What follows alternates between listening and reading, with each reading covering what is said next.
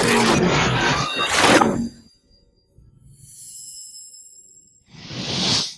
guys, welcome back to the channel. Hope you guys are doing fantastic. So today I wanted to share a story, and I wanted to tell you about when not to ride with a group or, you know, in a pack. And I'm going to tell you, this is something that every rider out there is going to get into it at one point, because let's face it, you know, riding a motorcycle is a lot of fun.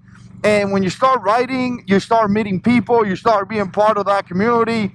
People start wanting to ride, people start wanting to hang around, and you know, you are eventually going to be riding with a couple guys. And I'm going to tell you, there's a lot of videos here in the community talking about tips, talking about what to do. Make sure you have fuel in your tank, make sure you keep the right formation, make sure this and make sure that, right? But you know what, there's also the chance that you may be riding with the wrong people, and you really could be at one point. So I wanted to share a story of what happened to me and kind of give you some tips on that. But first of all, if you're new to the channel, make sure you subscribe, hit that notification bell so you could be notified when I post videos. I've been doing this for a few months by now on this channel, and I'm enjoying it a lot. You know, there's something about riding a motorcycle. It's so much fun, and I like recording my rides, and obviously, you know, I like being part of this community. Coming to find out that the motorcycle community is pretty awesome. So again, like I say, if it's your first time, make sure you hit that subscription box or subscription tab down below. More videos coming up. So many years ago, I said it was about, I don't know, about 2010, around there. You know, I had my motorcycle license and I had my first motorcycle. And my first motorcycle was a JH6 750. That thing was a flying machine. Not a cow like this 2005 Road King. This is a cow. You know, she's slow, and it is what it is. I mean, it's fast enough for me, but compared to that JH6 750, this thing doesn't even move as fast or even close to. But again, you know, I used to love that bike. It was a fun bike. But I'm going to tell you, once you start getting into the crotch rockets, you know, they go really fast. And there may be an opportunity that you may hang around with the wrong crew if they go fast enough. Now, when I left the Marine Corps, I was an E6. And, you know, that takes a lot of work. That takes a lot of motivation, a dedication to your job. And again, you know, I say E6 because some of you guys kind of like military guys know what it is. But, you know, that's not your rank. That's just your pay rate. My rank was Staff Sergeant when I left the Marine Corps.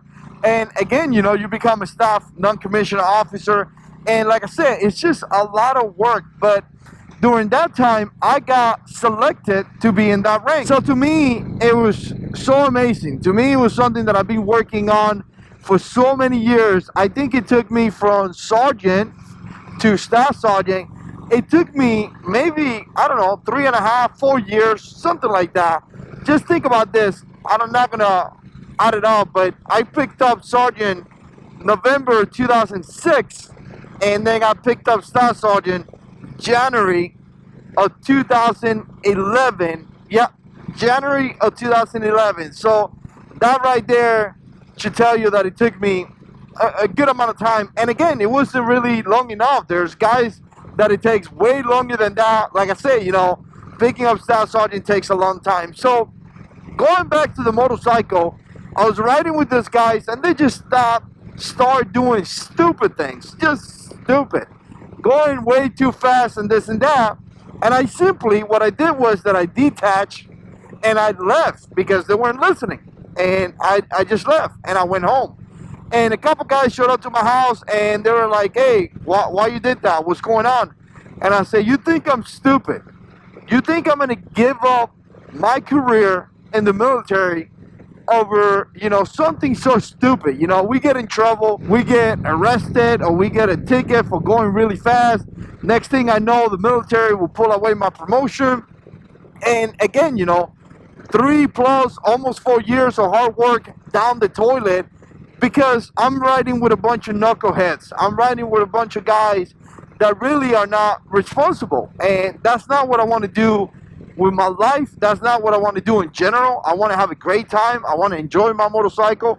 and I want to just have a good time, you know. And whatever you do is up to you. You know, I'm not telling you how to act, how to behave, what to do in your bike. Like I said, whatever you do is your responsibility and is your life. By no means I'm telling you you should do what I do, but what I'm saying is that you could pick the right people to ride with, and that's something that you kind of have to keep in place when you come into like riding with a group. You know, you don't have to be better than anybody else. You don't have to be mean about it. You don't have to do none of that stuff, but you really have to associate with a group of people that are doing what you're doing. What is it that you want to do with your writing style or your writing life? I don't know. What is it that you want to do? Do you want to go fast and do crazy stuff? Maybe I'm not the right to ride with because I'm not doing that. Do you want to cruise and just have a good time? Do you want to just, you know, go and get something to eat, spend time, maybe bring your wife in the back of the bike and go to a nice restaurant, you know, eat a nice meal and enjoy your life? Is that what you're looking for? Maybe that's the right group that you should associate yourself with. So you really need to look at the group and then be like, all right, I want to ride with those guys or not. And if the answer is not, you know, maybe that's not a good group for you, because again, you know, you're going to find yourself in that awkward position. You're going to find yourself in a position where people are doing something that you don't want to do. People are acting a way that you don't want to act. And then you're going to be like, in a way, the guy that's going to have to separate. And then they kind of looked at you weird, like, oh, why you don't want to hang around with us? Or why? Do you think you're better than us or something like that? I mean, it could get kind of awkward. It really can. You know, people get all awkward about this and be like, well, why do you want to chill with us? Why do you want to hang around with us? And you know what? At that point, you're gonna have to be honest and be like, well, man, I don't want to go, you know, so fast in my motorcycle. I don't want to do stupid things in my motorcycle. This is what I want to do. I want to chill. I want to have a good time. I want to enjoy life. I want to enjoy this beautiful place, you know. I want to do those things. Again, that's going to be a decision that you're going to have to make. You're going to have to make that decision on what you're going to do. So before you start riding with anybody, so you can avoid the awkwardness in a way, just kind of assess the situation, assess the group. Do I really want to hang around with those guys? If the answer is yes, and it's a good fit for you, go ahead. It's going to be a blast. You know, it's a blast to hang around with guys that have bikes. It's a blast to go out to eat and have a good time. It's a blast to fellowship, to just enjoy life in a motorcycle style. It's a blast. But if the answer is no, just, you know, politely or in some kind of way, try not to hang around with those guys, because again, you know, that's just going to get you in trouble. And by the way, this right here that I'm saying is just general advice for anything in life, you know. You can apply this to anything in your life, in your regular friends and things like that. Anyways, I hope you guys are having a great time. Let me know what you think down in the comment section below. And as always, God is in control.